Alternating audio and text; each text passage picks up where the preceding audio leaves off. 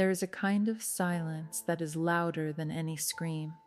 It is the silence that fills a house after everyone has left, after the dishes are done, after the front door closes for the last time, after you realize that the people you gave your whole life to have decided that your life no longer fits into theirs. I know that silence well. I have lived inside it for almost 2 years now, and some mornings, when I wake up in this small apartment alone, I still hear the echo of my daughter-in-law's voice saying the words that broke something inside me. Mom, I think it is time you found your own place. She said it with a smile, a calm, careful smile, the kind of smile you give to a stranger when you are being polite, but you do not really care. And that was the part that hurt the most. Not the words, not the request, but the smile, because it told me that she had already made up her mind, that this was not a conversation, it was a decision, and I was not part of making it. My name is Gloria. I am 67 years old, and this is the story of how I lost my home, my place in my family, and the son I thought I knew, all because I trusted the wrong smile. But I want to be honest with you from the beginning. This is not a story about hate. I do not hate my daughter-in-law. I do not even hate what happened. Not anymore. What I feel now is something quieter than hate, something heavier. It is the feeling you get when you look back at your life and realize that you missed the signs, that you gave and gave and gave, and somewhere along the way, the people receiving forgot that you were a person too. So if you are listening to this, maybe you are a mother. Maybe you are a grandmother.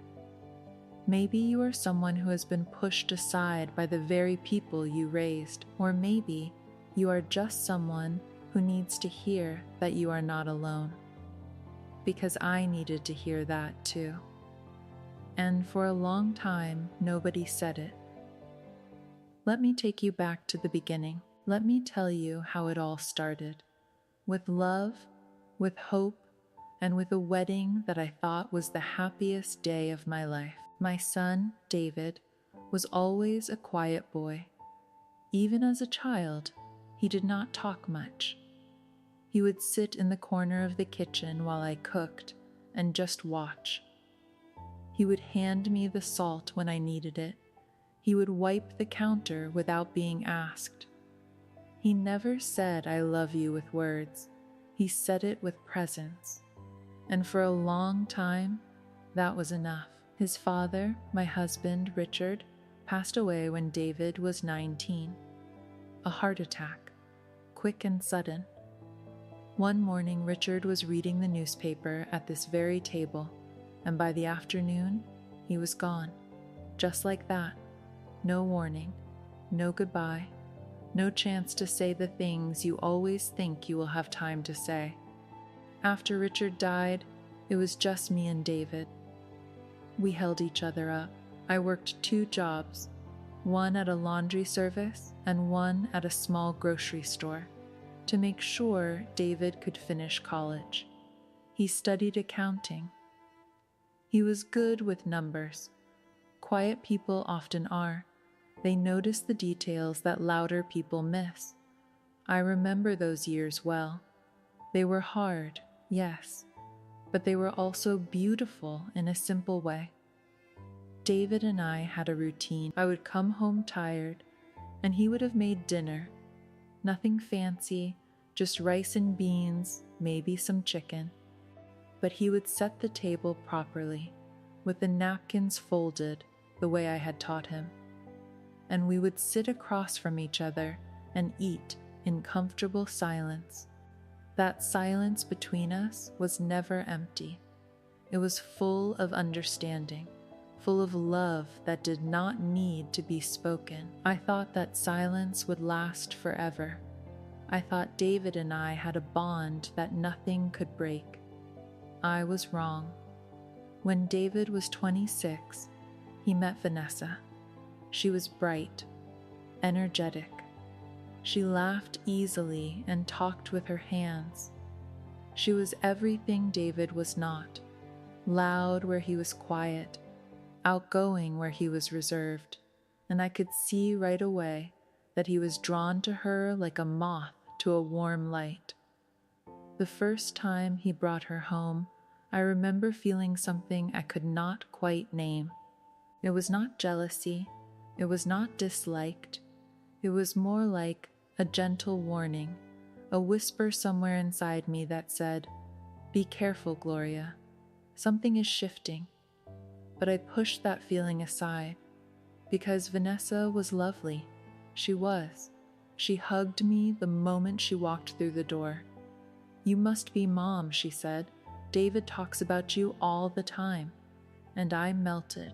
What mother would not? Here was this beautiful, warm young woman calling me Mom before I even asked her to.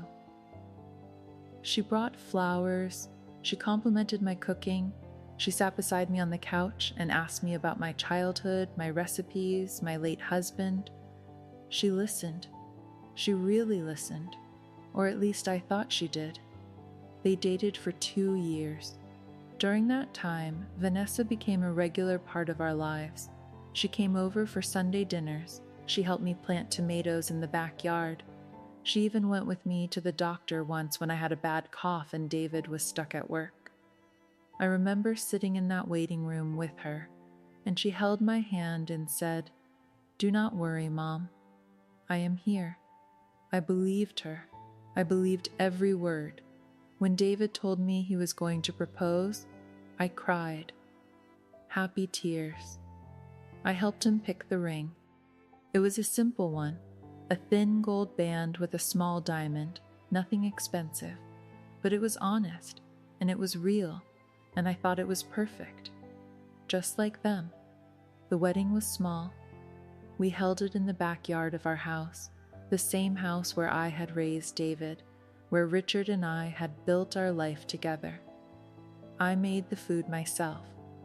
3 days of cooking.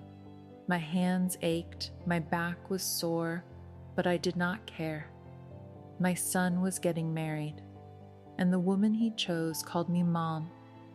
I stood in the yard that afternoon and watched them say their vows. David in his simple gray suit, Vanessa in a white dress with daisies in her hair. And I thought to myself, this is it. This is the reward for all those hard years. This is what it was all for. After the wedding, David and Vanessa moved into an apartment across town. It was small, but it was theirs. I stayed in the house alone, and for the first time, the silence felt different. It felt lonely, but I told myself it was normal. Children grow up, they leave. That is the way it is supposed to be. For a while, things were fine. David called me every other day. Vanessa would send me pictures of their new apartment, asking for my opinion on curtains or furniture. I felt included. I felt wanted. I felt like I still had a place in their world. Then, about a year into their marriage, Vanessa got pregnant, and everything began to change. When Vanessa was about 5 months pregnant, David called me one evening. His voice was different. It had that careful tone people use when they are about to ask you something big. "Mom," he said, "Vanessa and I have been talking. The apartment is really small, and with the baby coming, we were wondering if maybe we could move back into the house. With you." I did not even hesitate. I said yes before he finished the sentence. My son, my daughter-in-law, and my future grandchild all under my roof. It sounded like a dream. It sounded like the life I had been quietly hoping for ever since Richard died. They moved in the following month. I prepared the big bedroom for them, the one Richard and I used to share. I bought new sheets. I cleaned every corner. I even painted the walls a soft yellow, because Vanessa had once mentioned that yellow made her feel calm. I moved myself into the smaller room at the end of the hallway. I did not mind.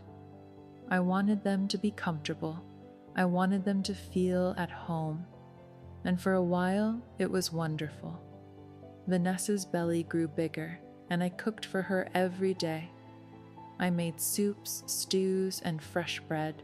I woke up early to squeeze orange juice because I had read somewhere that it was good for the baby. I folded tiny baby clothes and organized the nursery. I was useful, I was needed, and that feeling, the feeling of being needed, was like oxygen to me. But then small things started to happen. Things so small that I almost did not notice them at first, like raindrops before a storm.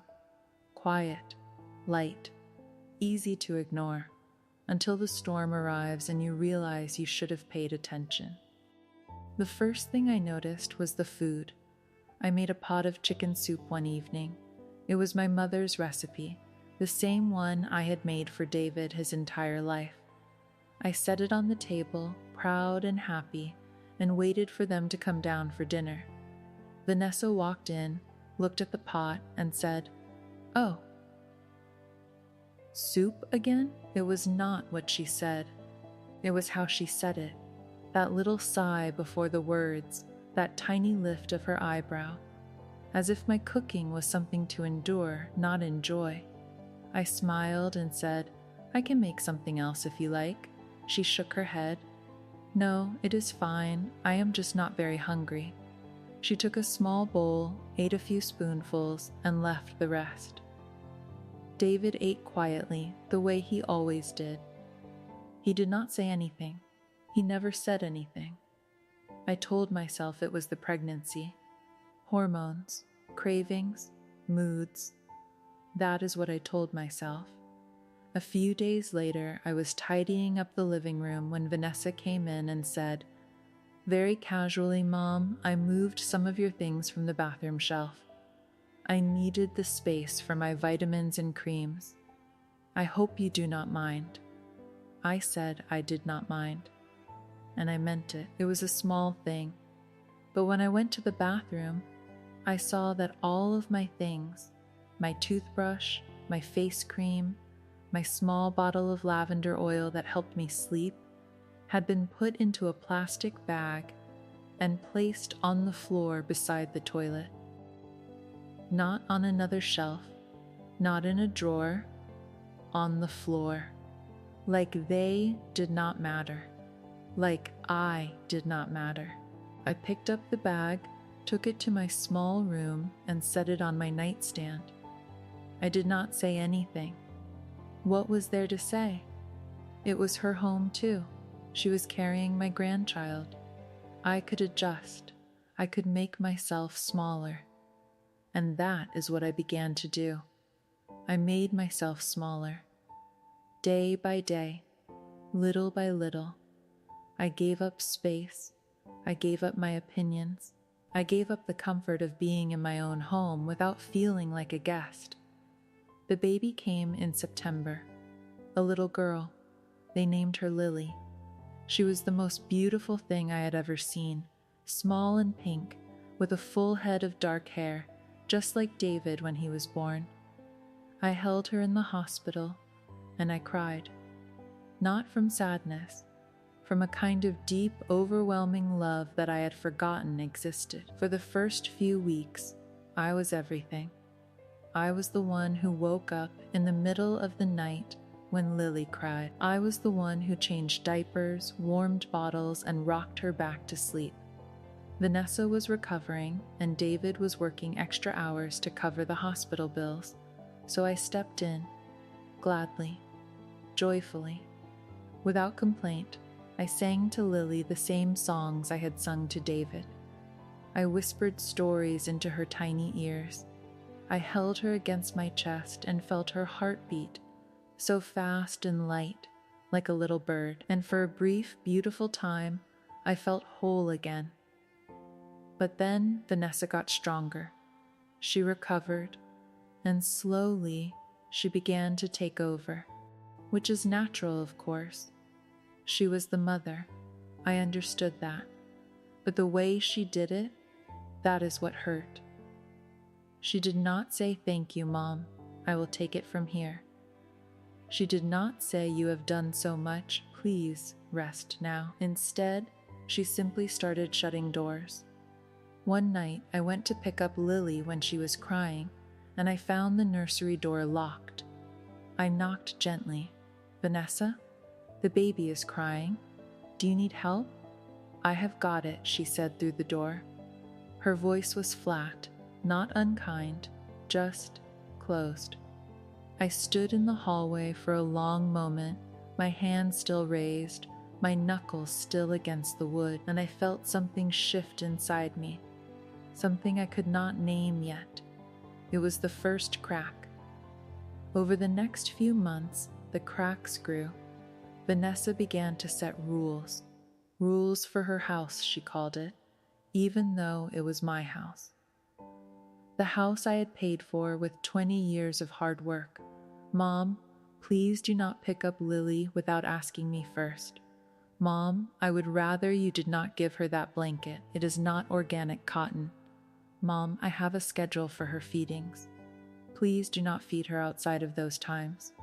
I followed every rule, every single one. I bit my tongue so many times I am surprised it did not bleed, because I loved Lily, and I loved David, and I told myself that peace in the family was more important than my pride. But the rules kept coming, and they were no longer just about the baby. "Mom, I would prefer it if you did not cook with so much oil. It is not healthy. Mom, could you please not watch television in the living room after 8? David needs to relax. Mom, I am having friends over this weekend. Could you maybe stay in your room? I do not want them to feel crowded. Stay in your room, in my own house, the house where I had raised my son, the house where my husband had died, the house where every wall held a memory of a life I had built with my own 2 hands. Stay in your room." I went to my small room at the end of the hallway. I sat on my bed, I looked at the ceiling, and I whispered to Richard, wherever he was, "What is happening to us?" I tried to talk to David. I really did, but talking to David was like talking to a wall made of cotton, soft but impossible to get through. One evening, I found him alone in the kitchen. Vanessa had gone to bed early. I sat across from him, just like we used to do, and I said, "David, can I talk to you about something?" He looked up from his phone. "Sure, Mom. What is it?" I chose my words carefully. I did not want to sound like I was complaining. I did not want to put him in the middle. I just wanted him to see me, to really see me. "I feel like I am in the way sometimes," I said. "I know Vanessa has her own way of doing things, and I respect that. But this is my home too, and I feel like I am disappearing." David was quiet for a long moment. Then he said, "Mom, Vanessa is just stressed. The baby, the house, everything. She does not mean anything by it. Just give her some time." "I have been giving her time, David. I have been giving her everything." He sighed. That sigh. It was the same sigh Vanessa used. And that was when I realized he had learned it from her. He had learned how to sigh at me. "Mom, please. I do not want any drama. Can we just keep the peace? Keep the peace." That phrase again, as if I was the one breaking it, as if my feelings were the problem that needed to be managed. I nodded. I smiled. I got up and washed my cup and went to my room. And I did not bring it up again, not because I had nothing more to say, but because I realized that the person I was talking to was no longer my David. He was Vanessa's husband, and in that house, her voice was the only one that mattered. The breaking point did not come like a thunderclap. It came like a slow, cold wind, the kind that creeps in through the cracks in a window and chills you so gradually that by the time you realize you are freezing, you can barely move. It was a Tuesday morning. I remember because Tuesdays were the days I went to the market. I had a routine. I would wake up early, make breakfast for everyone, go to the market, come back, and start preparing lunch. It was my way of contributing, my way of showing love. The only language I had left that no one had taken from me yet. That Tuesday, I woke up and walked to the kitchen, and I found Vanessa already there. She was standing by the counter, her arms crossed, looking at me with that careful, rehearsed expression I had come to recognize. The expression meant she had something to say, and she had already practiced it in the mirror. "Mom," she said, "sit down. I need to talk to you." I sat. My hands were trembling, but I folded them in my lap so she would not see. "David and I have been talking," she began, "and we think it might be best for everyone if you found your own place." The words landed on me like stones, one by one, heavy and precise. "My own place?" I repeated. My voice sounded far away, even to myself. "Yes, we love you, Mom. We do. But the house is small, and Lily is growing, and we need the space. We need privacy. We need to build our own family without." She paused, searching for the right word. "Without complications." Complications. That is what I was. After everything, the years of sacrifice, the 2 jobs, the cooking, the cleaning, the sleepless nights with Lily, the silent swallowing of every rule and every sigh, I was a complication. I looked at her, and I saw something in her eyes that I had been refusing to see for a long time. She was not asking, she was telling.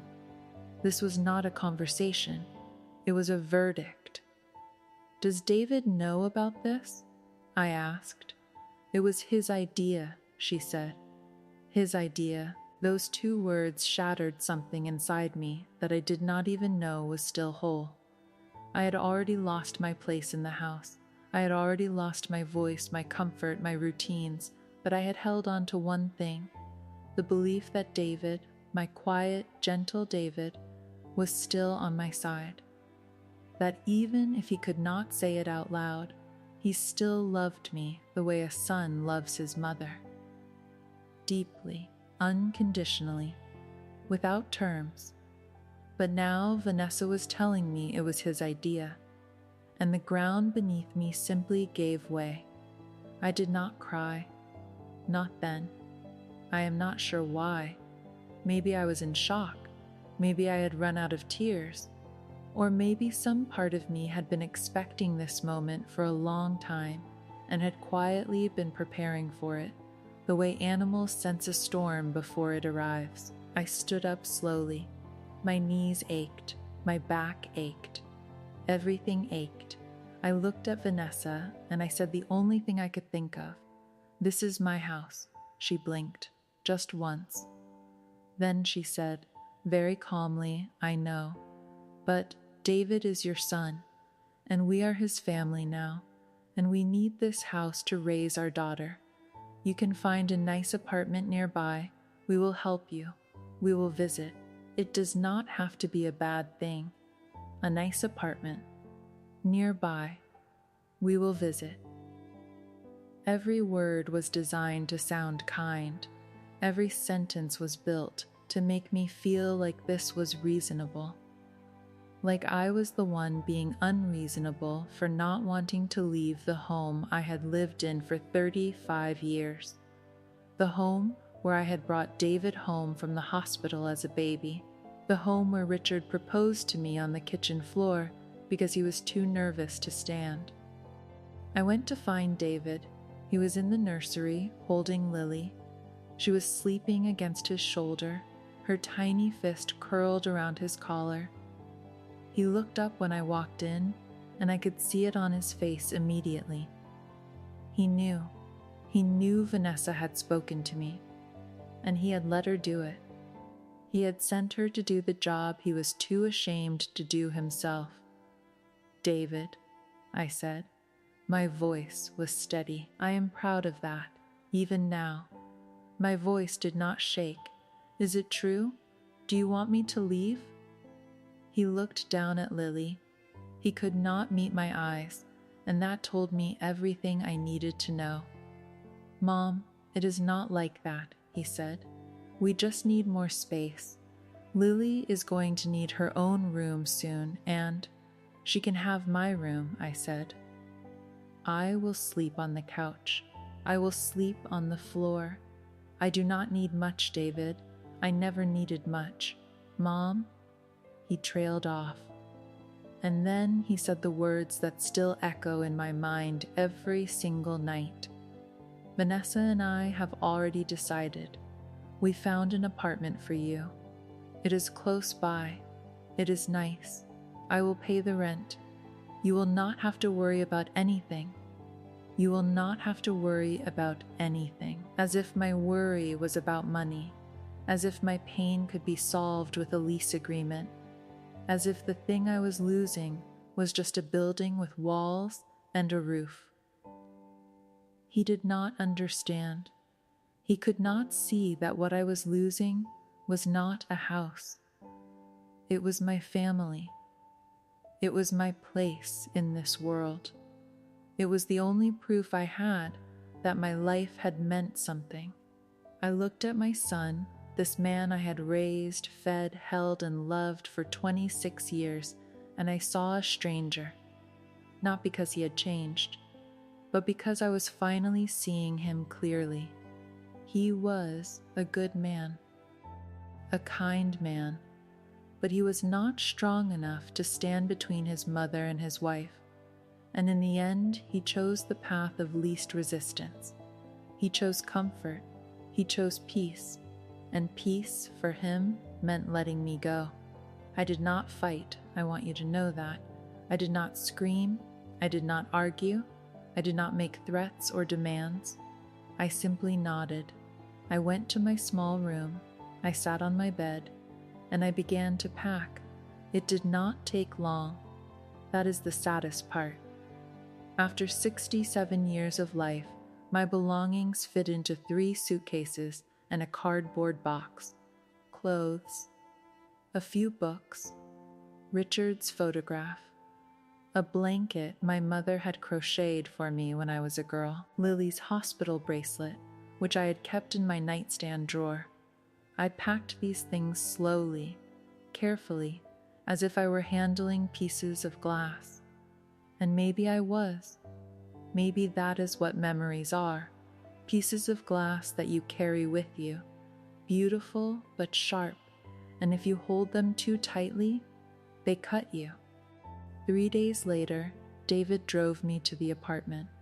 It was on the 2nd floor of a quiet building, about 15 minutes from the house. It had 1 bedroom, a small kitchen, and a window that looked out onto a parking lot. David carried my suitcases up the stairs. He put them in the bedroom. He stood in the middle of the living room and said, "It is not bad, Mom.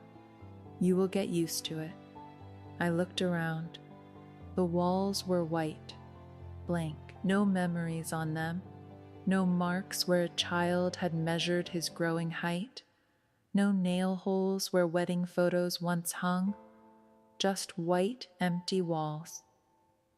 "I will come visit on Sundays," David said, "and you can see Lily whenever you want." I nodded. I smiled. That smile cost me everything I had left. He hugged me.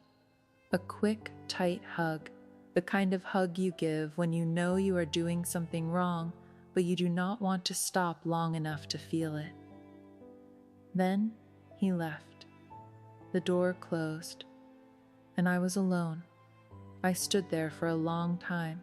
I do not know how long, minutes maybe, or maybe hours. Time does strange things when your heart is breaking. It stretches and folds and loses its shape, just like everything else. Then I walked to the window and looked out at the parking lot. A woman was loading groceries into her car. A child was riding a bicycle in circles. The world was going on. The world did not know that a mother had just been asked to leave her own home by her own son. The world did not care. I pressed my hand against the glass. It was cold, and I whispered, "Richard, I am so tired." That was the first night I cried. Not softly, not gracefully. I cried the way a child cries when they are lost and cannot find their way home. Deep, ugly, gasping sobs that came from somewhere so far inside me that I did not even know it existed.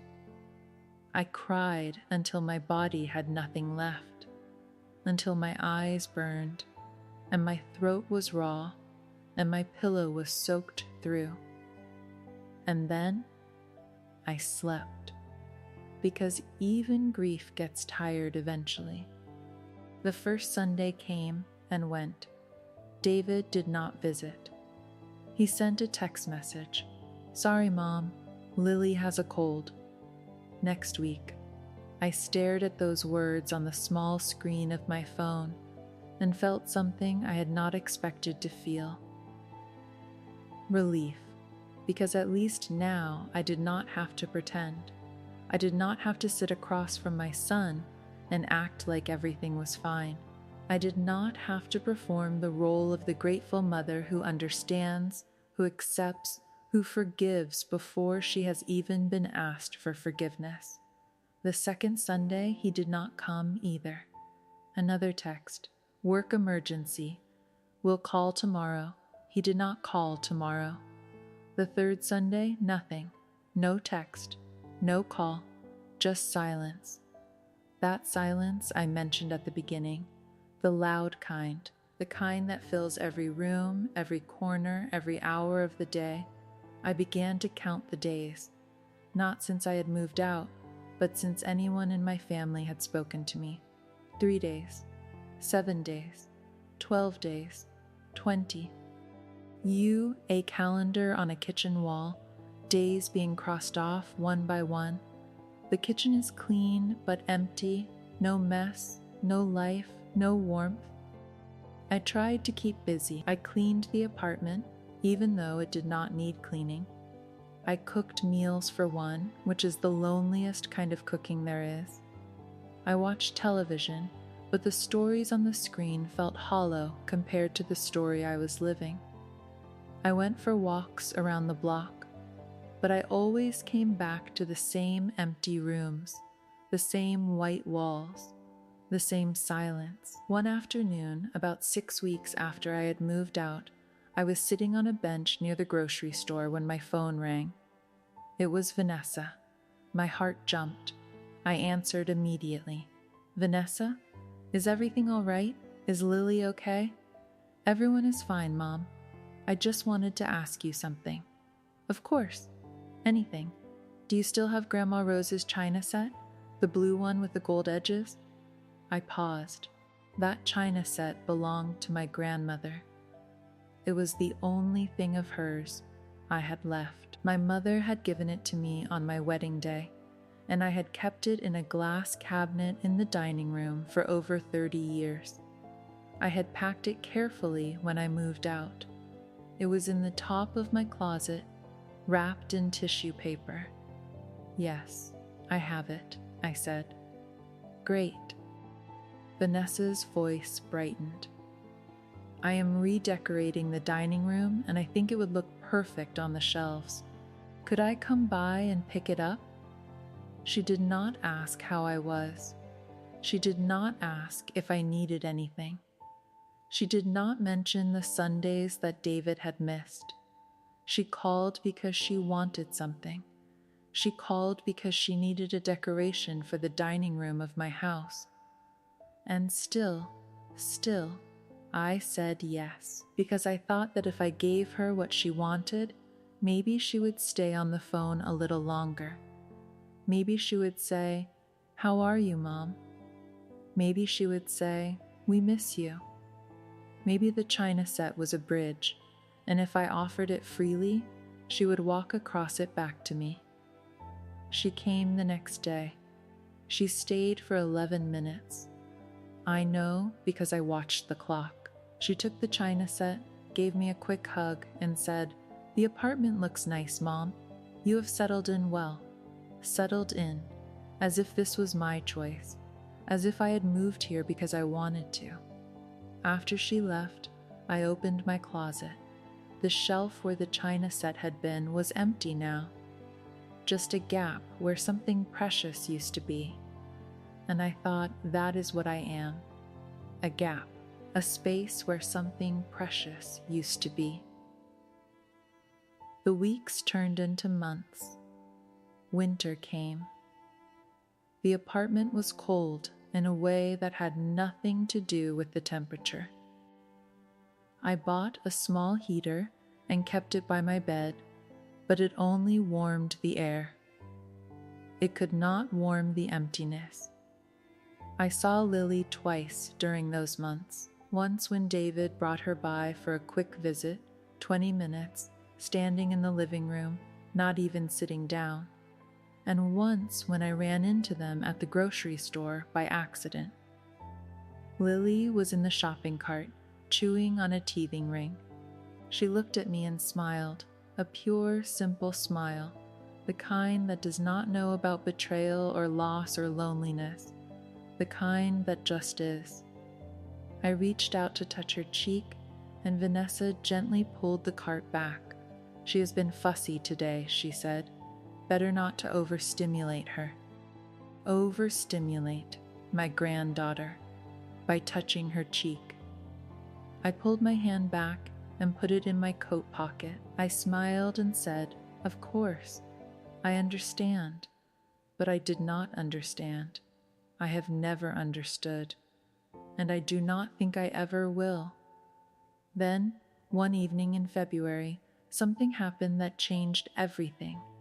Not in a dramatic, sudden way, not with a door slamming or a voice raised. It happened quietly, the way most important things do. I was watching the evening news when my phone buzzed. It was a message from a number I did not recognize. I opened it. It was a photograph. A photograph of my dining room, the dining room in my house, completely redecorated. New paint on the walls, new curtains on the windows, new furniture, and there, on the shelves, was my grandmother's china set, displayed like a trophy. Below the photograph was a caption, "Our beautiful new dining room. So in love with vintage china." It was from Vanessa's social media account. Someone, a mutual friend maybe, or a cousin, had forwarded it to me. I stared at that photograph for a long time. My grandmother's china. In my house, displayed by the woman who had asked me to leave it. She had taken the last piece of my history and turned it into a decoration, into content, into something to show strangers on the internet. And something inside me, something that had been bending and bending and bending for months, finally straightened. I did not snap, I did not break, I straightened, like a tree that has been pushed by the wind for so long that everyone thinks it will fall, but instead, it simply stands upright again. Quietly, firmly, without making a sound. The next morning, I called David. He answered on the 4th ring. "Mom, is everything okay? I need to talk to you," I said. "Not on the phone, in person. Can you come to the apartment today?" He hesitated. I could hear Vanessa's voice in the background, asking who it was. Then he said, "I will be there at 3. He came at 3:15. He sat on my small couch, and I sat across from him in the only chair I had, and I spoke. For the first time in months, I truly spoke. David, I need to say something, and I need you to listen, not to respond, not to explain, just to listen." He nodded. His face was tense. He looked like the boy who used to sit in the corner of the kitchen, watching me. But the softness in his eyes was different now. It was not an admiration. It was guilt. "When your father died, I began. I made a promise to myself. I said, Gloria, you will give this boy everything. You will work until your bones ache. You will sacrifice every comfort, every dream, every hour of rest, so that he can have a good life." And I kept that promise, David. Every single day I kept it. He looked at his hands. I do not say this to make you feel guilty. I say this because I need you to understand what you asked me to give up when you asked me to leave. You did not just ask me to leave a house. You asked me to leave my life, my memories, my identity. Everything I am is in those walls, David, and you let someone else tell me that I did not belong there anymore. Mom, I am not finished. My voice was soft, not sharp, not angry, just clear. I have spent the last few months in this apartment alone, trying to understand what I did wrong, what I could have done differently. Was I too much? Was I not enough? Did I cook the wrong food? Did I say the wrong thing? And I have come to one conclusion. He looked up. I did nothing wrong. I loved you. That is all I did, and I will not apologize for it. The room was silent. Outside, a car honked. A dog barked somewhere in the distance. Normal sounds. The world is going on, as it always does. I am not asking you to choose between me and Vanessa, I continued. I would never do that. But I am asking you to see me, to remember that I am your mother, that I am a person, that I have feelings and dignity and a heart that breaks just like anyone else's. David's eyes were red. He was trying not to cry. I could see the effort it was taking him, the way his jaw tightened, the way he pressed his lips together.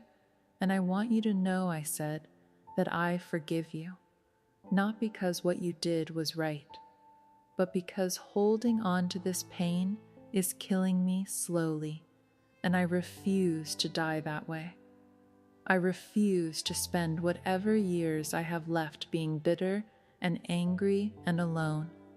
So I forgive you, but forgiveness is not the same as forgetting, and it is not the same as pretending. David stayed for 2 hours that day, the longest he had been with me since I moved out. He did not say much, but he listened. And when he left, he hugged me. A real hug, not the quick, guilty kind. A long, slow hug, with his arms around me and his face pressed into my shoulder, the way he used to hug me when he was a boy and had a bad dream. "I am sorry, Mom," he whispered. "I am so sorry." I held him. I patted his back. And I said, "I know, sweetheart. I know. I did not move back into the house. I want to be honest about that. This story does not have a fairy tale ending. Vanessa and David still live there. Lily is growing up in the room that used to be mine. And I am still in this apartment, with its white walls and its parking lot view and its silence. But something changed after that conversation. Something shifted back into place. David started calling again, not every day, but regularly. And when he called, he did not just ask if I was okay. He talked to me, really talked, about his work, his worries, his life, about Lily's first steps, about a funny thing she did with her cereal. He let me back into his world, not as a visitor, but as his mother. He started bringing Lily to see me on Saturdays. I would make lunch, simple things, nothing fancy, and we would eat together, just the two of us and the baby. And in those moments, sitting at my small table with my son and my granddaughter, I felt something I thought I had lost forever. I felt like I mattered. As for Vanessa, our relationship is different now. We are polite. We are careful. She still calls me mom sometimes, but the word sounds different than it used to. It is lighter now, less certain. As if she knows somewhere inside that she has not earned it the way she once pretended she had. I do not hate her. I said that at the beginning, and I will say it again. Hate is too heavy to carry, and I am too tired for heavy things.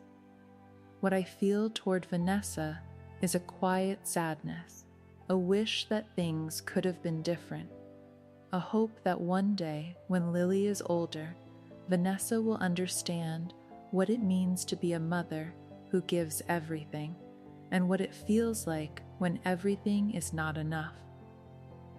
I also made a decision about the house. It took me several months, but I talked to David about it. I told him that the house was still mine, that my name was on the deed, that I had every legal right to live there. And I told him that I was not going to sell it or give it away. I was going to keep it, because it was mine, because his father had bought it for us, because it held every chapter of our story. David understood. I think deep down, he had always understood. He had just been too afraid to say it. We agreed that I would keep the house in my name, and they would continue living there, but with the understanding that it was not theirs to claim.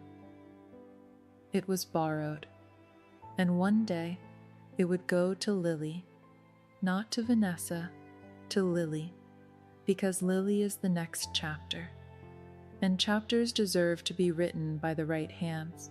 I am 67 years old. I live alone. I cook for one. I sleep in a small bed in a small room in a small apartment, and some mornings when I wake up, I still feel that ache, that deep, quiet ache of a mother whose world has been rearranged without her permission. But I have learned something in these past 2 years, something that no one teaches you and no one warns you about, something you can only learn by living through it. I have learned that love does not protect you from pain. In fact, the deeper the love, the deeper the pain. The people who hurt you the most are not strangers.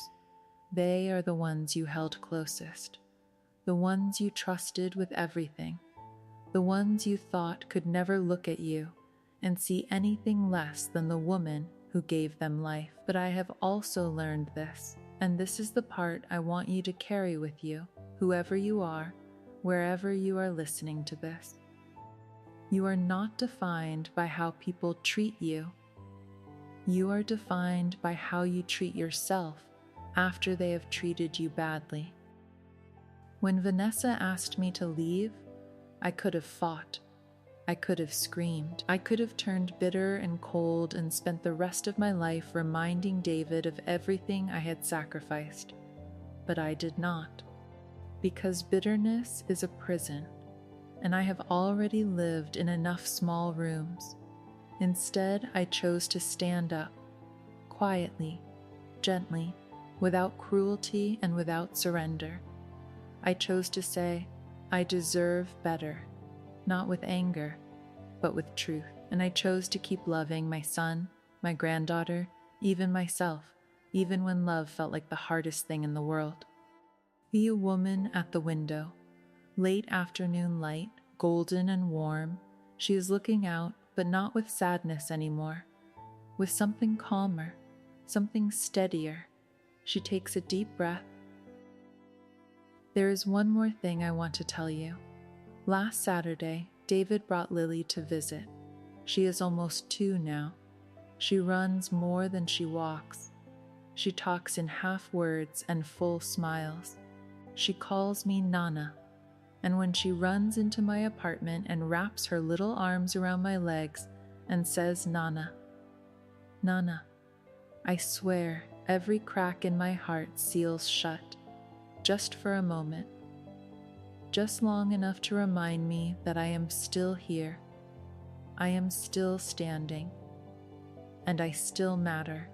After lunch, David was washing the dishes, something he had not done since we lived together, and Lily was playing on the floor with some wooden blocks I had bought her. I was watching her build a little tower, 1 block at a time, and then she knocked it down and laughed. She built it again, knocked it down again, laughed again, over and over. And I thought, that is life, is it not? You build something. It falls. You build it again. It falls again. But you keep building. You keep stacking those blocks, because the building is the point, not the tower, the building. I looked at David. He was drying a plate, staring out the window. And for a second, just a second, he looked exactly like his father. Same profile, same quiet eyes, same way of holding stillness like it was something precious. David, I said. He turned. I love you. He smiled, a real smile, the kind I had not seen in a long, long time. I love you too, Mom. And Lily knocked down her tower again, and laughed, and began to build. A mother's love does not disappear when she is asked to leave.